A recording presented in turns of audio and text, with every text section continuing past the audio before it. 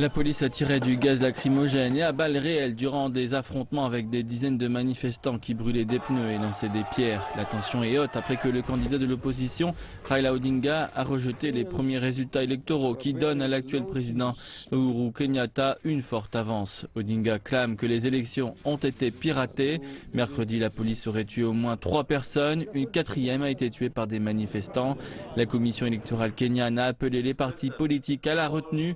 Elle dit que tous les résultats arriveront au Centre national de calcul d'ici vendredi midi pour être validés.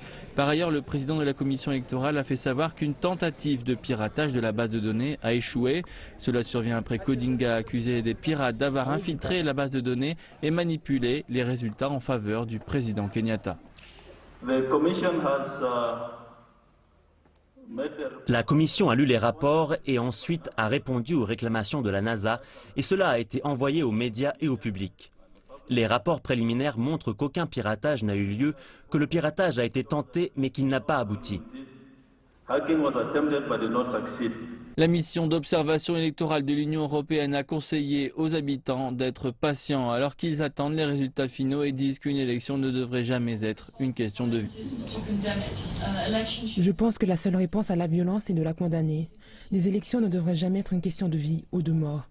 Il est de la responsabilité de chacun d'être calme et de respecter la liberté des uns et des autres, de voter et de vivre pacifiquement après les élections. Bien sûr, le Kenya, c'est plus que des élections. C'est aussi la responsabilité des forces de sécurité.